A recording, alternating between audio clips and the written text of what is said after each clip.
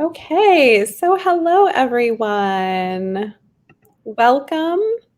Welcome to Directing to Establish How Elements Relate to Each Other, which is presented by Molly Johnson.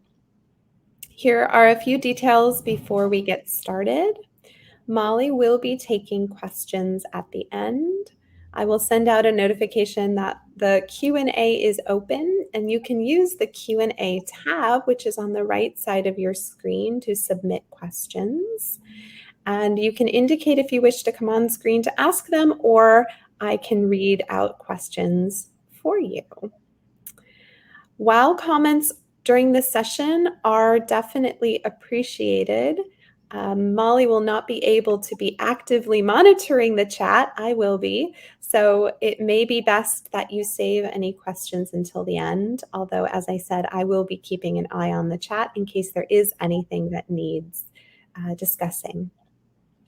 When the session is completed, you can return to the main lobby by clicking on the reception tab to the left, but please don't click that button until you are ready to actually leave the session. We don't want to lose you early. So without further ado, I will hand it over to Molly. Welcome, and thank you so much for joining us. Thank you, Lisa. Hello, everyone. So I am going to start off with a PowerPoint that I'm going to share, and so we'll just kind of follow along as we go through that. You know, my aim is that you guys will listen a bit. We'll have some exploration at the end, and just take care of yourself as you see fit during that process. So I'm going to share my screen here.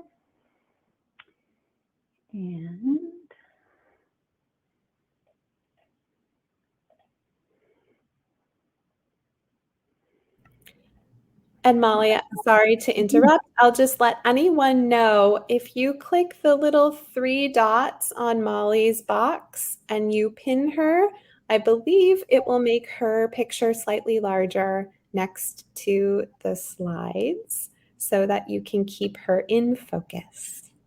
Thank you. So what I want to talk about today is a concept called frames of reference, and how that applies to directing. The aim is to figure out how this pretty simple scientific concept applies to directing. It's used often in postural orientation, and so it can kind of pretty directly apply. So we'll discuss that a bit, maybe a third or a half of the time. We'll just be talking. And then I'm hopefully going to have quite a bit of time at the end where we can explore directing using some of these new concepts. And then at the very end, some questions. So also about the aim of this, I'd love for you guys just to join in and explore this one way of thinking that can hopefully help us to direct more clearly. I'm probably going to refer to directing and directions in the way that I think about them, but you are welcome to just kind of reinterpret that to follow along how you usually direct or think about directions. So my aim is not to tell you how to interpret Alexander's directions, but just to offer a framework we can use for the process of directing. A little background about me. I have a training course in Austin, Texas. I also teach Alexander lessons and Shaw Method swimming lessons. And I spend half of my time as a research scientist for the Dell Children's Medical Center here, researching drowning prevention.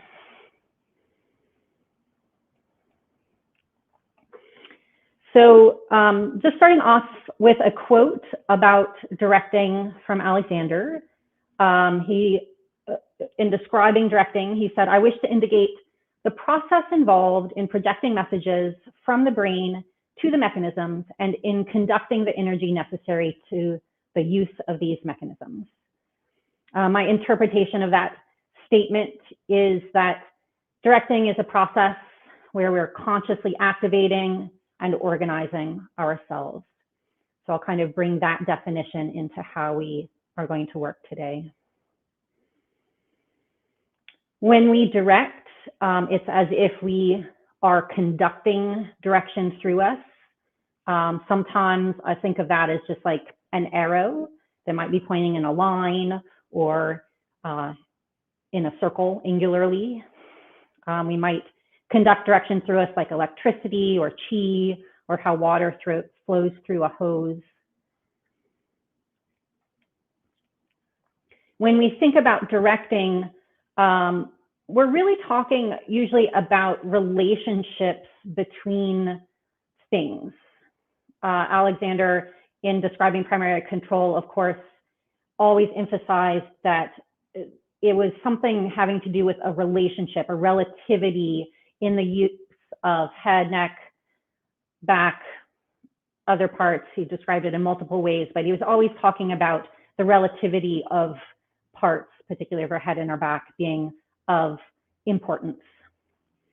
When I think about that, if we step back and think generally, when we direct either a part or a whole of ourselves, I find it really useful to clarify what it is we are directing that part or ourselves in relation to. And so the concept that we're going to spend all of today exploring is the concept of frames of reference. And it's not a very complicated concept. Basically, it's the idea that when we look at relationships between multiple elements, we need to decide what that motion or direction or position is in reference to. And so in this picture, we have a person standing facing a building. In the middle picture, we see that their body is rotated, but their head is not. And so we suddenly have a question of, well, what is the reference frame? Are they still facing the building? Have they now rotated their whole body in relation to their head? What are the parts and how are they relating to each other? The same on the right, there's just a whole different interplay between these. And so it's useful to establish, well, what is the reference frame? Is it the building? Is it their head? Is it their body? Is it their toes? So the definition of a frame of reference is an arbitrary set of axes with reference to which the position or motion of something is described. And I would like to propose that we can just add Alexander directing in there too.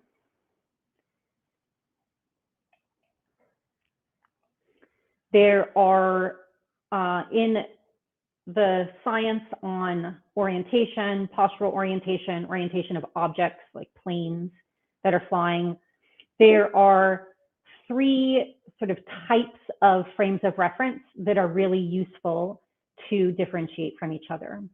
One of them is that we can have a geocentric frame of reference. That means that whatever it is that is orienting or directing is relative to the downward force of gravity. We can also have an egocentric frame of reference.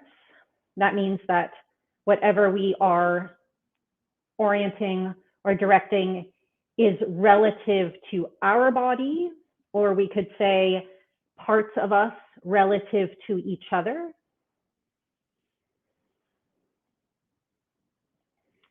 And then the third common frame of reference is exocentric, when we are looking at an orientation or a direction of ourselves relative to something outside of us, an object, something in the environment, a wall, another person, just really anything outside of us.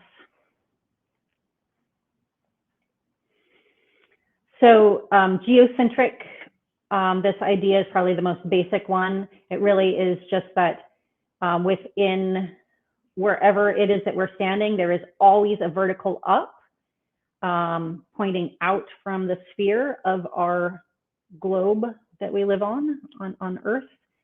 And anything that is referenced to that global vertical gravity is geocentric.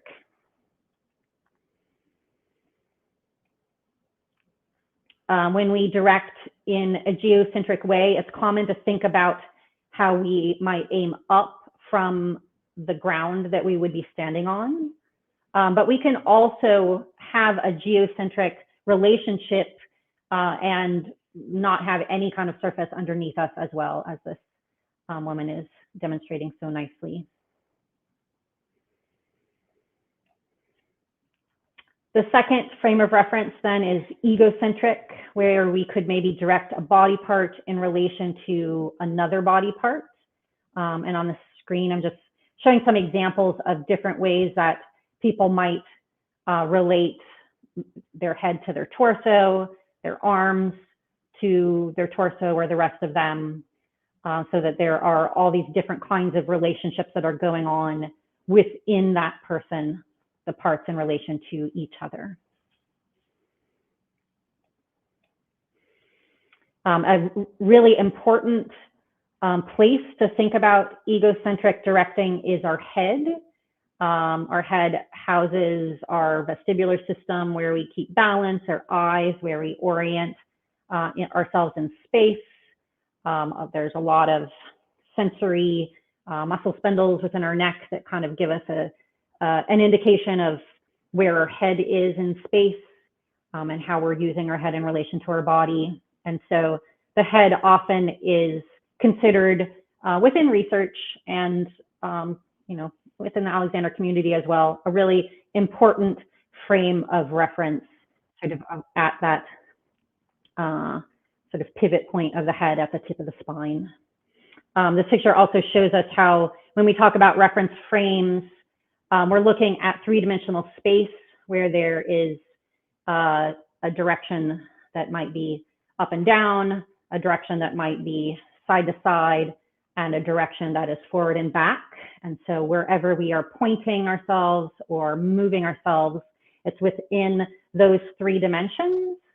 We also can have movement or direction that is angular, where we might pivot around an axis. So we can kind of think about that. We can have lines of direction. We can have circular direction, just thinking in three-dimensional space like this.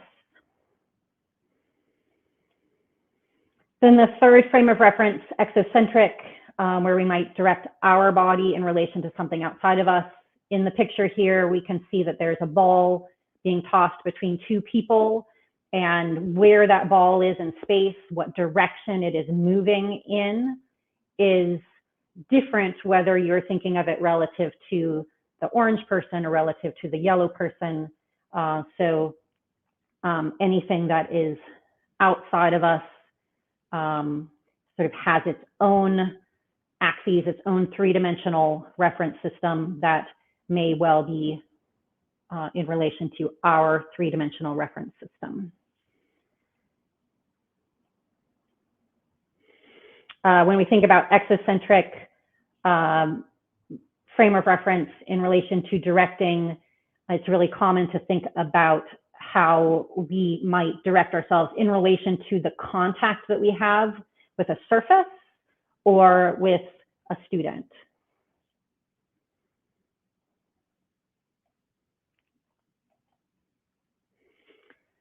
So we're going to explore this a little bit. I said we'll wait for questions, but if anybody has anything really dramatic that they need to ask to clarify before we start exploration, you're welcome to jump in or ask Lisa if you can jump in at this moment, or Lisa could let me know if there's confusion. Molly, I will let you know. It doesn't look like there's anything quite yet. Awesome. So we're just going to play around, and this is just an open exploration, and you're welcome to sit. I'm going to stand up. I can't see myself, so hopefully I'll be in the screen pretty well here. And we're just going to explore directing in relation to gravity. And so this first frame of reference It really just has to do with that vertical force that comes down on us. When we direct, we can aim up relative to that upward force of gravity. And so let's all explore that in your own way. Like I said, you can stand, you can sit, however you'd like to be. Let's just have stillness for a moment. And let's just imagine that there is just a single vertical upward force that comes through yourself that is opposite that downward force of gravity.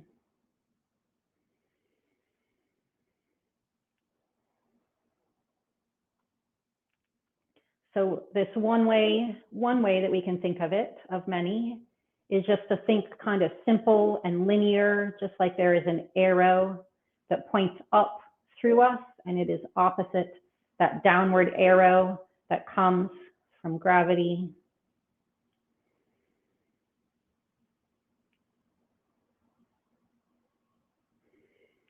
So take another minute to just kind of explore that, experience that verticality within yourself.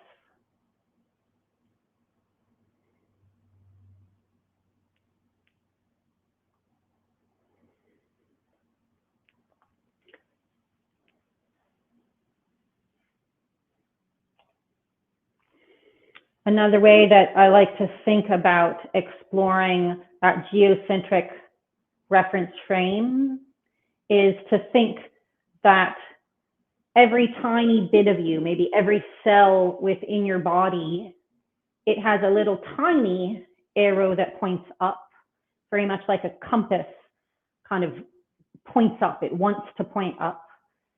And so let's just use this thought for a moment instead of a single long arrow within us, so that we are comprised of many, many tiny little ups that are opposite, equal and opposite that downward force of gravity. So explore that on your own.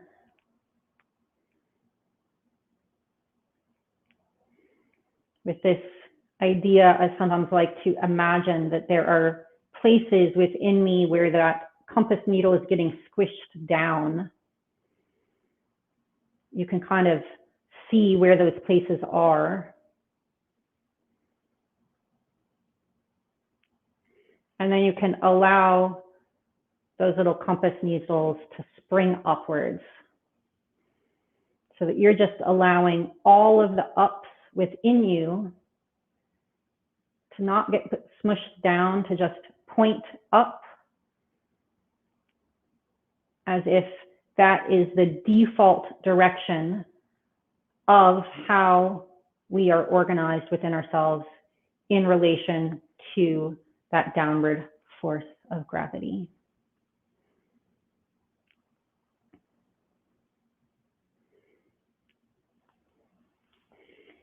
We're going to move on. As we explore, if you guys want more time on anything, just put it in the chat and Lisa can tell me. Let's stay here a little longer.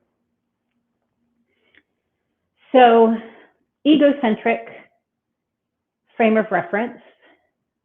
This one gets a little more complicated because it really is aiming any part of ourselves in relation to another part, or the whole of ourselves. So any kind of directing that really is in reference to us, the whole of us or a part of us. And so our first exploration, I wanted to just think about really simple parts of us, really just points within us and the line that connects those points. And I think a common way that we think about that within us is thinking about the line of our spine, and how we can aim from the point at the top of the spine, from the point that is at the base of the spine, and allow those 2 points to aim away from each other. So whatever position you're in, you can explore the aiming away, the sort of one-dimensional aiming of the tip of your spine away from the base of your spine. If you would like to take that into movement, to pivot, as this child is doing, you're welcome to do so. So that you are connecting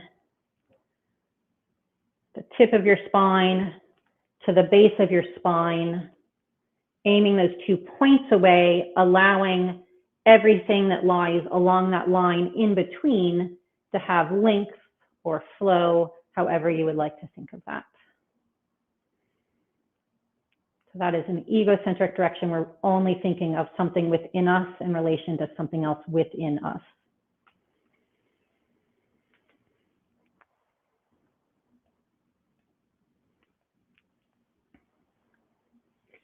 Let's move to another egocentric way of directing, one that is now two-dimensional in how we're thinking about ourselves.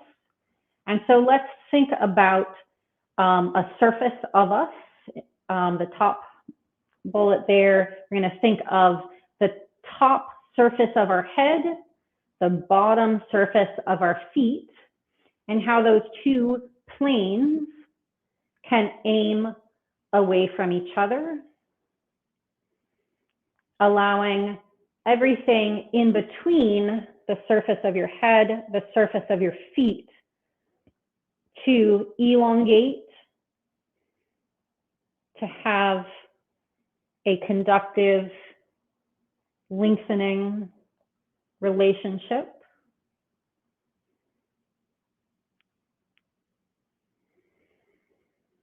Again, aiming the surface of the top of your head away from the surface of the bottom of your feet, allowing everything in between to just sort itself out so that there is just a simple opposition between those two surfaces, a simple length within yourself.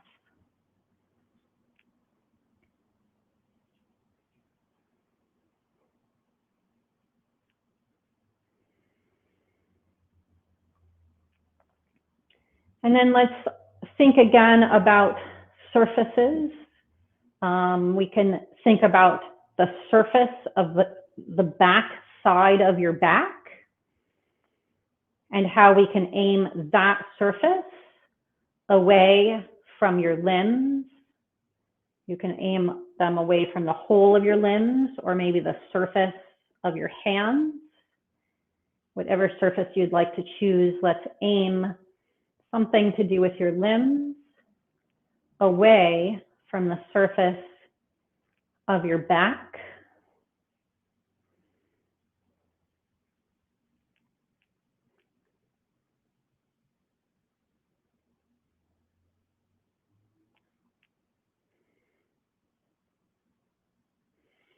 You're welcome to move and do anything you would like in order to highlight that opposition.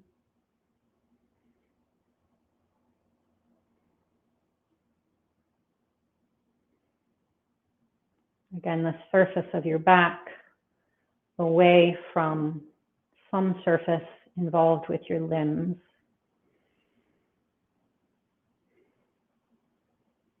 It could be just your hands, just your feet. It could be all four, as if you were four-footed.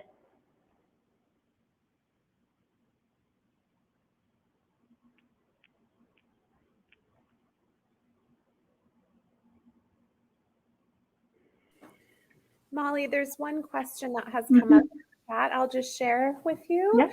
When you, quote, aim the top of the head from the bottom of your feet, are you imagining this happening? And how does this differ, if so, from thinking this happening? Are you seeing imaginary arrows? That's a great question. And I would say that let's just explore that whole realm. And so how we think of what is happening, say when we aim our head in relation to our feet, I think there's there's a range of ways that we can think it, all of which are useful, that we can maybe use at different times, or for different students, say certain things make sense more than others. I would say, though, that we are not imagining, we are in fact directing ourselves. So that's not exactly that we have a picture of ourselves as if we are outside of ourselves. We want to aim ourselves from within ourselves. And then we have the part of ourselves, say the top of our head, and we think of that going in a direction that is opposite of the bottom of our feet, and then allow for everything that is in between those two surfaces to have a quality that can be length, elongation. It could involve a flow within it.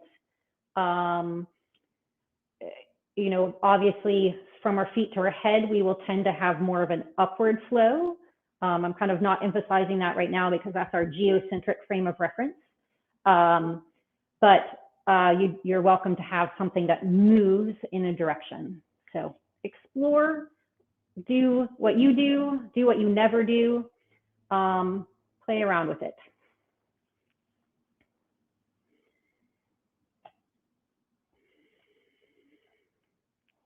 And so I just want to talk about, or have us explore, one more way of thinking about directing egocentrically.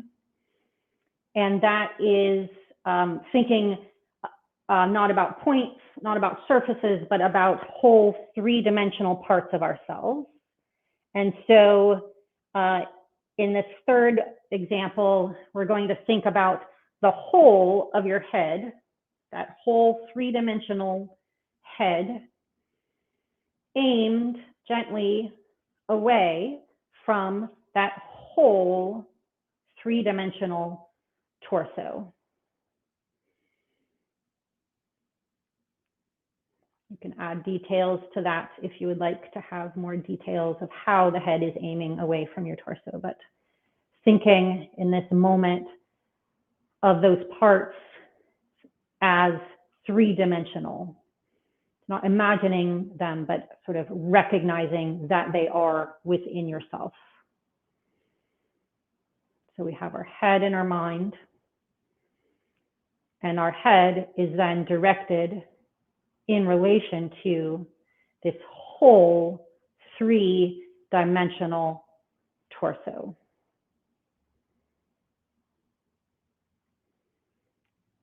Potentially, you want to think of the whole rest of you, all of you, your torso, your arms, your legs, and think of your head as directed in relation to the entire rest of you.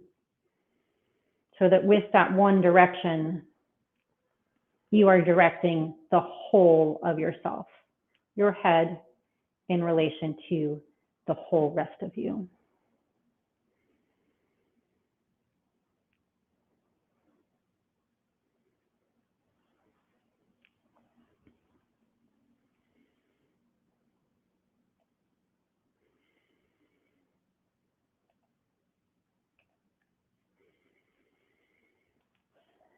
So let's move on into directing with this third concept of frames of reference. Exocentric means that we are directing ourselves, or a part of ourselves, in relation to anything else. When we aim in that way, it could be something that we are facing, or it could be something behind us, like this back wall. It could be something that we are in contact with our body, with our feet, with our hands. It just has to be something that is outside of ourselves. And so for our first exploration, I'm going to remind us that a moment ago, we were aiming our head, really the surface of your head, in relation to the surface of your feet. So that was egocentric within yourself. And so what we're going to do is explore just what might seem like a very small variation on that, in that we're going to aim the top of your head now in relation to the surface of the floor. And I'm going to give you a little time to play with this, because maybe you want to do one for a minute and then switch and do the other, and just kind of explore how those two directions are very different. Egocentrically, our feet to our head, or exocentrically, our head to the floor. And then as you send those directions, you're welcome to explore exactly what that means. Are you elongating in between, conducting direction between those two places?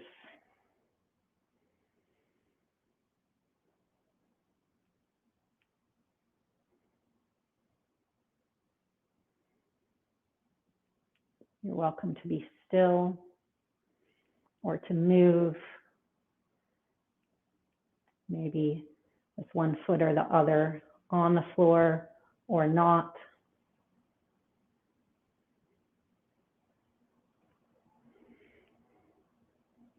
What is the difference between directing our feet to our head or from the floor to our head?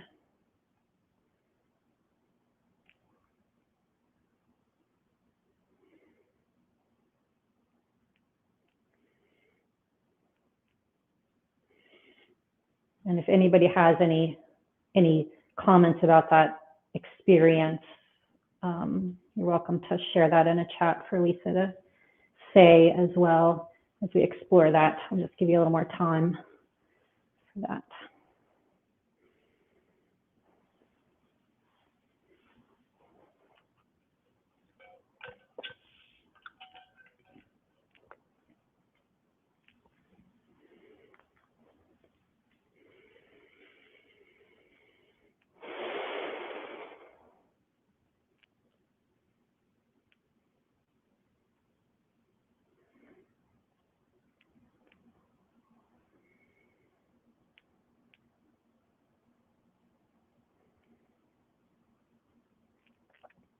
As you explore that, you could ask, well, what if I aim the whole of myself up in relation to the floor?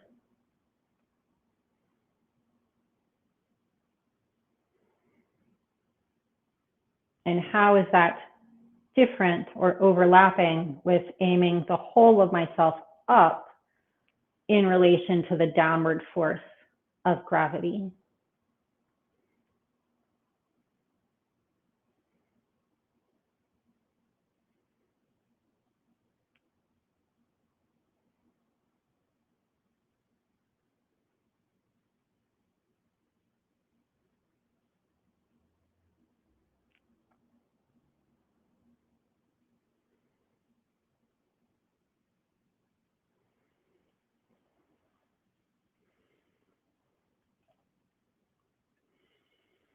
You're welcome to stay with that first exploration or move on to another exploration of exocentric frames of reference, where you could place your hands on something.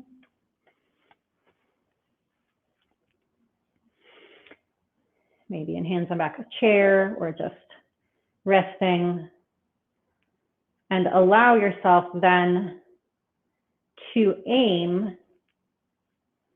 You can aim the surface of your back, you can aim the whole of yourself, whatever you would like to do. Aim in relation to maybe the surface that you are in contact with.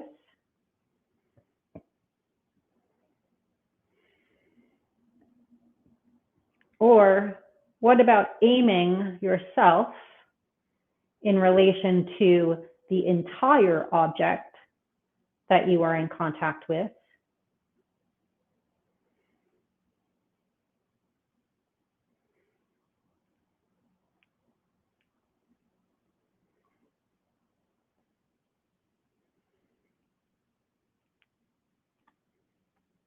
So as I do this, I'm reminded that my feet are in contact with the floor, my hands in contact with the chair.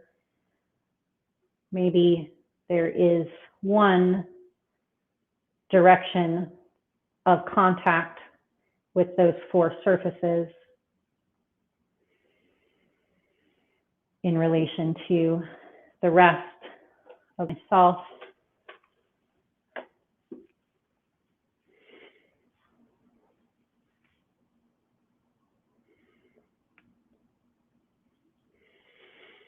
And then just a third possibility, one of many possibilities of directing exocentrically. Let's direct ourselves just in relation to something in the space that we are not in contact with. An easy one is that you are now facing, I imagine, a computer screen.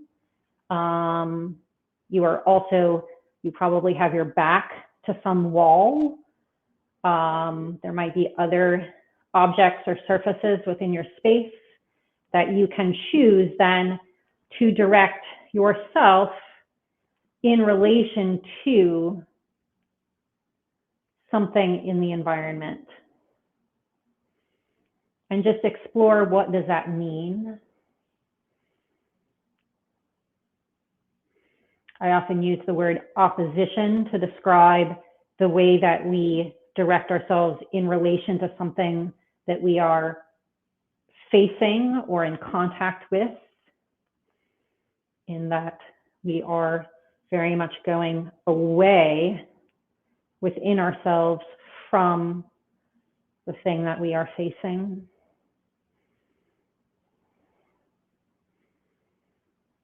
Or we could expand ourselves out into the three-dimensional space, back walls and side walls and floor and ceiling and front. And how is that different relating to that entire space versus relating to what is in front of us?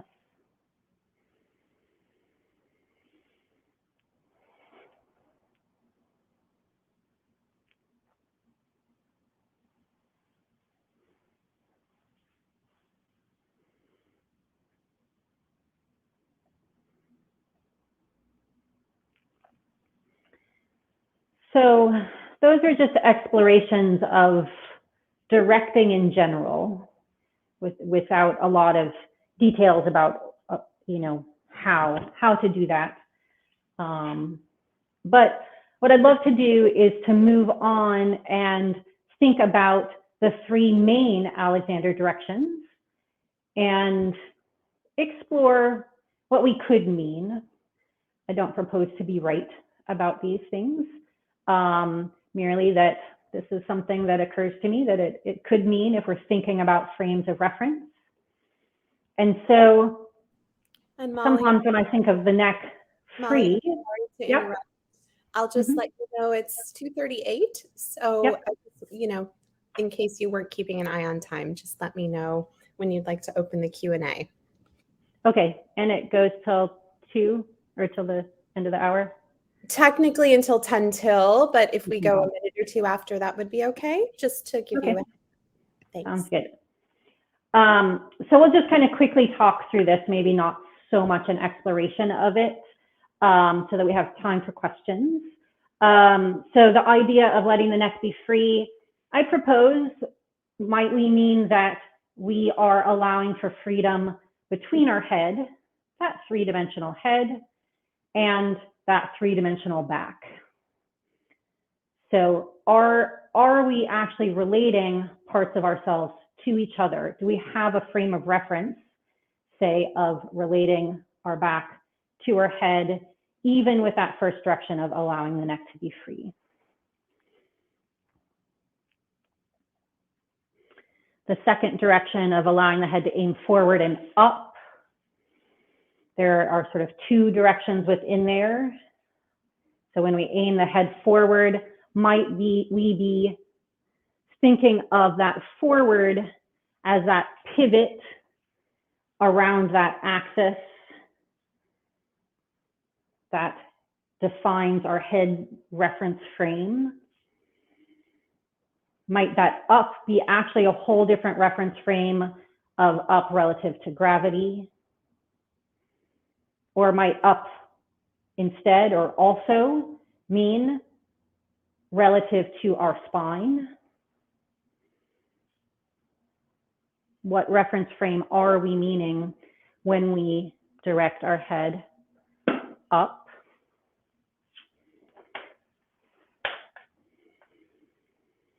To let the back lengthen and widen, could we be referring to the reference frame of our back, of our torso, so that we are sending an egocentric direction to expand our back relative to itself?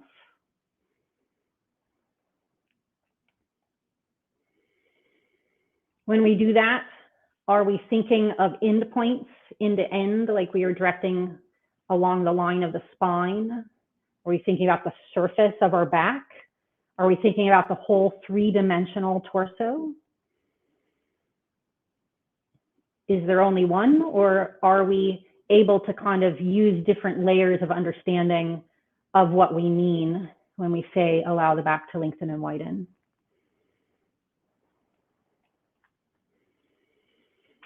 So just kind of coming back to these three frames of reference, we can direct geocentrically relative to gravity. We can direct egocentrically, some part of us to ourselves or to another part. We can direct exocentrically ourselves relative to something else. Potentially, we don't have to always be choosing. Maybe there are ways to kind of direct in such a way that we're bringing in all of those reference frames to some degree with different directions, or the way that we're thinking about those directions. So how do we honor the fact that there are these different ways to direct?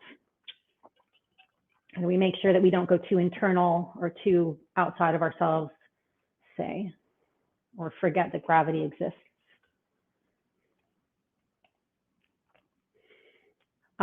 Really, in any situation, those different reference frames all seem to matter. There's generally something that we're interacting with. Gravity is always acting on us, and our parts are always relating to each other. So we have to have some kind of sense that all of these reference frames are involved. However, we don't want to overload our mind. When we do really complex actions, we have to be able to direct in such a way that we have just the few most meaningful directions. And so how can we use this concept but not overload ourselves with many more directions, too many directions than we can actually implement in our complicated lives? What about teaching? I mean, gosh, there's us, there's a student. We each have our own set of reference frames, all three of them.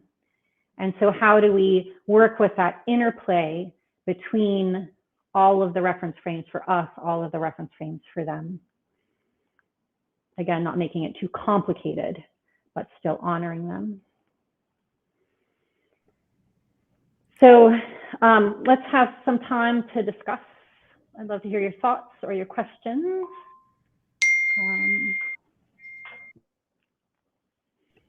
Great, thank you, Molly. I have opened up the Q&A for anyone who would like to contribute a question, and then I am happy to share these questions.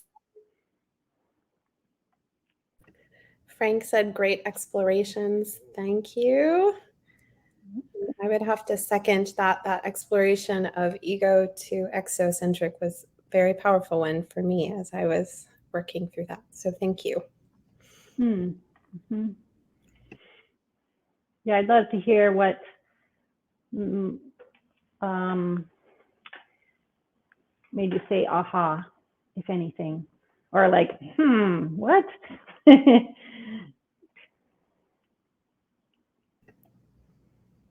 Molly, I don't know if you can see the chat right now, so I don't want to be over, if you've seen it, but Luke just mentioned great frames of references, very helpful.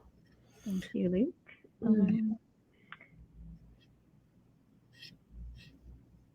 Yeah. And Joe is saying, aiming the head away from the feet is very clear. Thinking of the back lengthening and widening, not so compared to the head feet. I think that's head feet relationship. Yeah, and as I was kind of preparing this, I was realizing in my own head, like, what frame of reference is the back lengthening and widening? It's only one part. It is a little bit more confusing because it's just one bit of us. When we have two things and we can like name them, it's a little easier to see that they relate. But if we think about axes, that everything has a three-dimensional axis that we can elongate in one dimension, in another dimension, even have depth as a dimension within us, and that whole three-dimensional system could contract in on itself, or it could expand on itself. That's how that egocentric reference frame can apply to lengthening and widening. Great. And then Ruth commented that thinking of surfaces was very different and eye-opening. Yeah. Yeah, I think we don't always realize that we haven't chosen, like say we are aiming up. We haven't chosen, are we aiming up relative to gravity, relative to our feet, relative to the floor? All of them, are we trying to bring all of those in our mind? I find it really useful to just explore and see.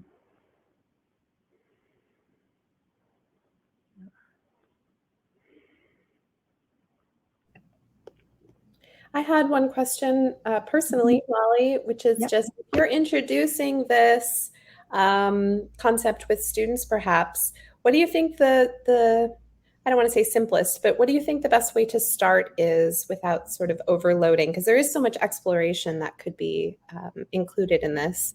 How do you suggest start introducing this concept to someone you might be working with? That's a great question. I would say first off, we don't have to name it.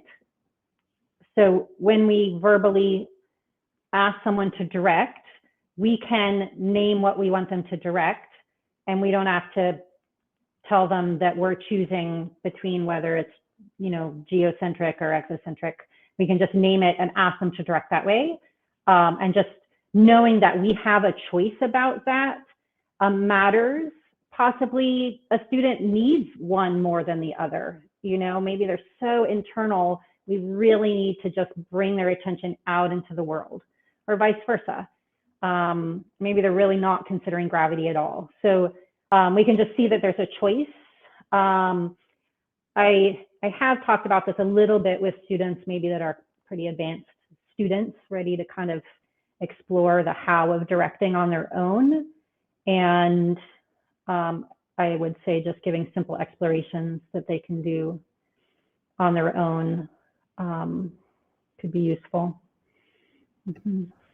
Thank you. And Luke says that he's going to use your reference system in his presentation tomorrow.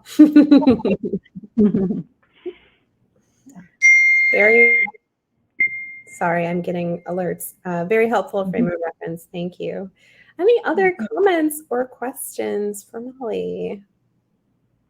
Joe, how do the three references relate to a lie down? Great question. So, those reference systems are the same regardless of what position we're in. If we're lying down, we have those directions within us.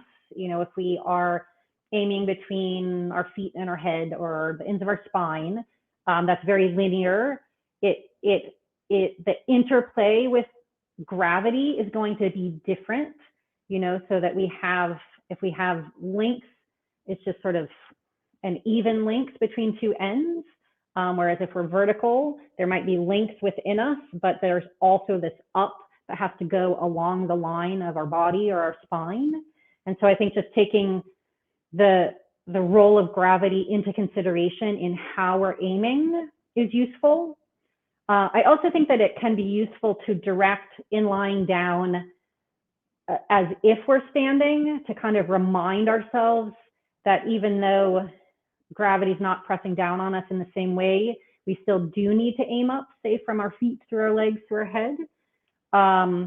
So we can either be in that environment or sort of allow it to inform a different environment. When I tell people the directions in lying down, I tend to say that they should aim their head forward and out instead of forward and up, just to clarify that they can aim sort of along the line of their spine to the top of their head, and that's not the same as aiming up relative to gravity, because geez, does that get confusing, trying to think about what that would mean in lying down. Yeah, find it useful to really think about different orientations. Like imagine yourself doing a handstand or a plank or hands and knees or lying down or vertical or monkey. And what are all of those different positions? How do they have consistency in the way that we direct ourselves, but also what is different about them, particularly because gravity is then acting on us differently. So explore. Exploration. Yes, thank you. And thank you all for joining us today. This will conclude this session. The next sessions will begin at 3 p.m. Eastern. And you can join the session of your choice by going to the left sidebar, clicking on Sessions, and choosing what you would like to attend. Please note that some of the upcoming sessions seem to not be showing up for people who are in Pacific time. So if anyone is having that issue seeing upcoming sessions, please click on Show Past Segments or View More Segments within the schedule, and that should help and allow you to see other sessions and segments that are available. So thank you all so much for joining. Thank you, Molly, for this lovely exploration. You're getting a lot of thank yous here in the chats, and we appreciate your time and support of this year's conference. Thanks so much. Thank you, guys.